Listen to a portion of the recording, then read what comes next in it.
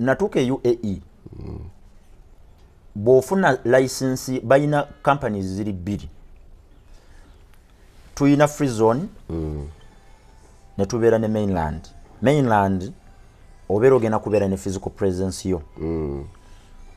nga tonna bakuteekawo structure yo nga woli obona kubeerawo woli kubambo embera ne free zone company lebo mbasikoze office I can operate anywhere in the world bobero oguddewo ko company ya mainland nga tonna bakutandika operation zo basoka kusaba edduuka lyo lyonna libeere nga liri ku national grade cameras ziri everywhere nti omuntu ne bwe yali badde wakubbira mu dduuka takisobola because omusajja bwanaddayo n'awaaba bagenda kuddayo bagambe replaying a video nga ggulako ogizanye balabe kituufu omusajja nga badda kwasa ki sente Uganda erina okuzuukuka n'emanya nti essente zeefiirwa ng'ekumidde abasirikale ku nguudo essente zeefiirwa ng'eremeza abasirikale ku makubo okwo njagala kukakasa nti Rwanda eyinza okuba mu traffic rules mu traffic Rwanda sente zeekuŋŋaanya zitekukuba zisinga eza Uganda kituufu wano ffe tukyalina n'ebitaala mbu bakubyemu nga tumanyi ne we bali nvuga ngenda Masaka omanyi nti kati wano munnange yankubira nanga gojja bayimiridde Katende bwe mba nva bwe nti mukoko nga nninyamu nga muyitako nga nziramu mbaluka kyovula ba accident we ziri abasirikale siwe bayimiridde kati ekyokukola kyali badde ki sente URA ezereka ku meeze za traffic neno yali badde tetunuddeeyo because njagala omanye nti Uganda tuyina bwe mbasirabye bubi tuteeka okuba tugenda kuweza emiliyoni y'emmotoka bano abavuga emmotoka babayita batya mukyala kimpadde bakyala kimpadde aba abasajja abavuganga bwe balabye bavugisa kimamu twali badde tuba receiptinga nga talina na muntu yenna gwayogedde naye ne bino okusooka n'enkuze ebbali ne tunyumyamu sente zikomo kiggwera sente tubeera tuzirese ku mmeeza afaane mujebale genda mute risiiti eba ewedde Rwanda natambula okuva e Kigali nengenda eyo munda ndowooza nali natera okutuuka ku booda ye Tanzania naye ku kkubo kwaliko cameras kwaliko ekitone nnyo cameras ng'ana buli luvannyuma lwa kilometers ng'osangawo omuyaya akulaba kyakendeeza obubenje ne tufuna traffic efficiency ate ne fine zibazifuna esente ezo ne zijja oba nenkwatagana mbitongole teriwo kuba katuyogera ku traffic kyangu nyogera n'abaganda wayazanyazi nayo gadde gagenzaawo aye footage taliiwaawo atya footage yakabula gumu ebiri wano kati anti era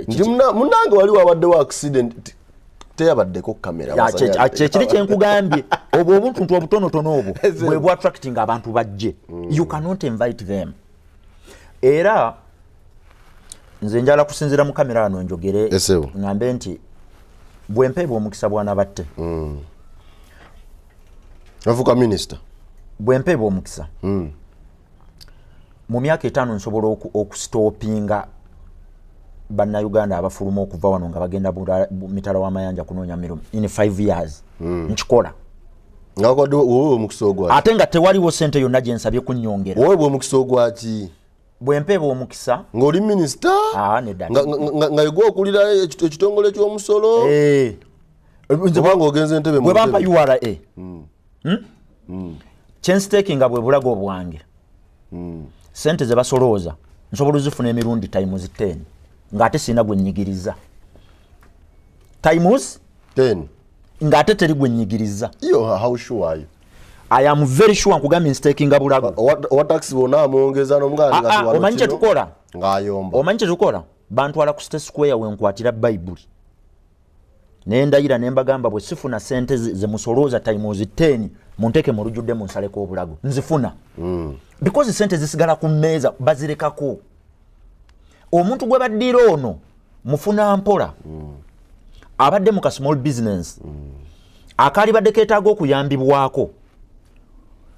kaddemu kafune katuwa omusolo omungi ate kati badiddeyo ddala wali olabyeko omuntu abadde ng'azirise n'asambamu ebiri n'oddayo n'omumaliriza kye baliko small businesses zino okwetoloola ensi yonna ziyambibwako zibeera zina packages eza buli mwaka zibeera zirina abasumba baazo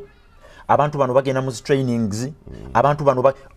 okumakinga sure nti eyo cluster ya small business esigalawo abantu esigale ng'ekyabawanirira because eyo yewagenda okuva abantu abagenda okukutawaanya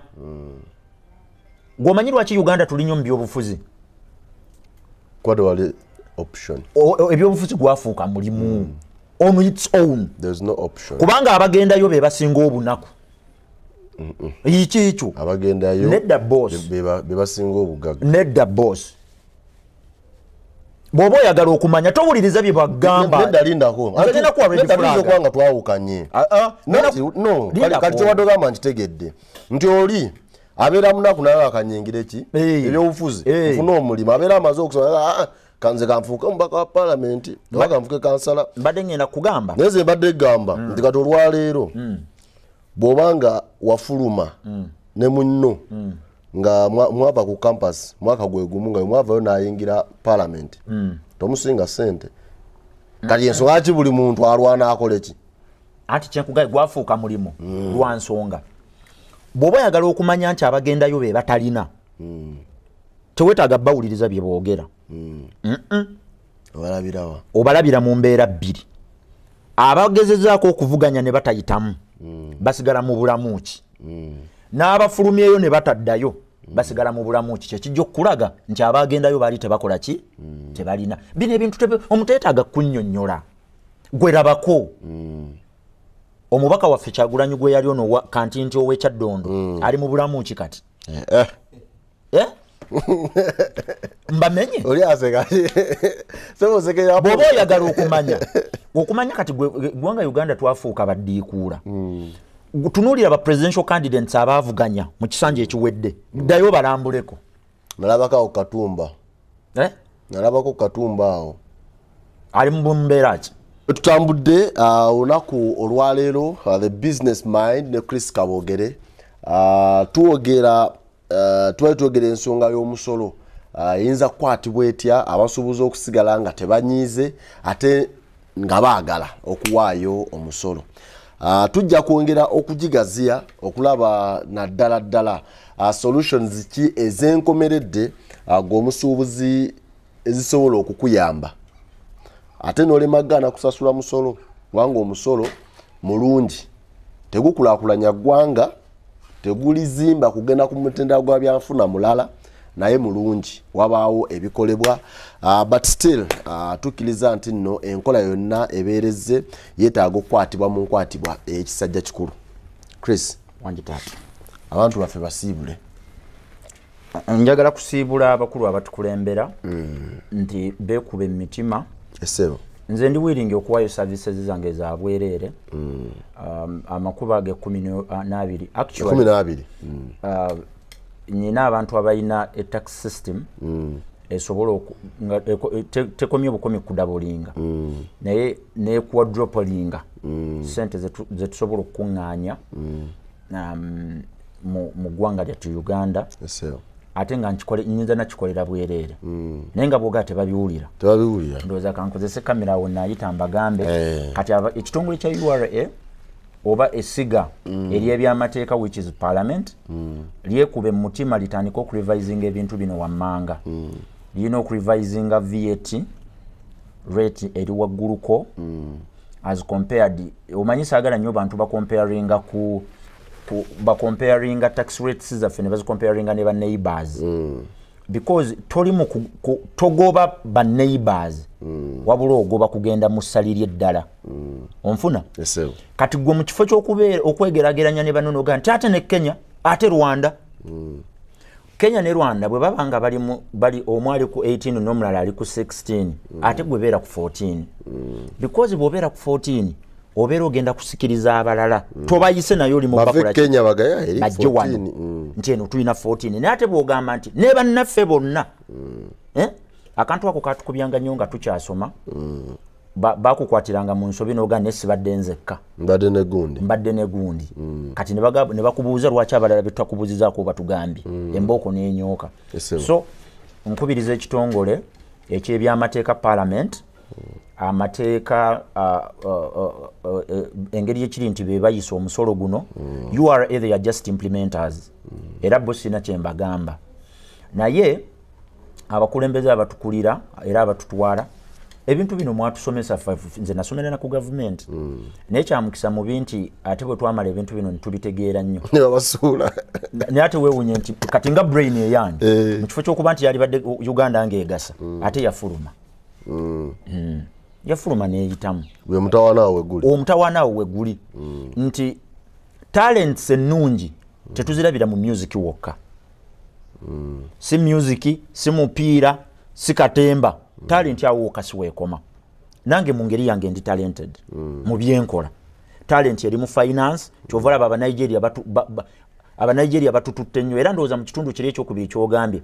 tugenda kumenya ensonga lwaki amawanga nga Nigeria wadde population yayo nnene almost bagenda milioni 3 naye ogenda kutunuulira nti export ya Nigeria esinga obunene olwaleero ndowooza talent yeah. Yes, abo abasajja mu nsi yonna be basinga okufuna ku YouTube mu nsi yonna ne US nga mwenjitadde Nigeria okay US weba yekulembedde Nigeria eri kumpi awo tesuka kyakutaano eri mu numbers ezivuganyiza wakati wa M235 sente ziva ku YouTube bafunako botunuulira film industry yabo notunuulira notunuulira music kati ate ekintu kye basinga okujjamu sente nnyingi ennyo naye abantu nga tebakifangako abo abasajja bali mu export ya religion exporting eddiini okufa obufi wano mu Uganda tulinawo okondowooza companies z'abo abasajja Christ Embassy ya Chris Oyekloma omusajja mu Nigeria ogenda kutunuulira nti waliwo ne churches endala zesimanyi ziri best in Nigeria ne nano balinawo branch kati obusuulu obuvaano buddawa Nigeria eyo tebera export ndowooza Uganda kati kyekiseera amaaso gaffe tugajje ku bintu ku physical products tugateekeko ne mu bintu ebiri exported virtually kuba kati religion abasajja tebateeka mu kusoma busomi Bible n'agikakasa n'agiguza abalala wano abasajja aba Vatican batu exporting ira dda Catholicism Abanglican okuva UK baji exporting adda ne tujifuna abasajja abawarabu ba exporting adda wano Islam ne tumufuna era botunuulira ensezo buli nsi gye mmenye etufuna mu butereevu ndowooza ekimu ekyekumi kigenda butereevu mu nsawo ndowooza sente mekka zeefuna mu Uganda buli mwaka tuyinza okuba tetukawa milioni za $5 ez'abantu abagenzeeyo nga tusaasaanyiriza mu transport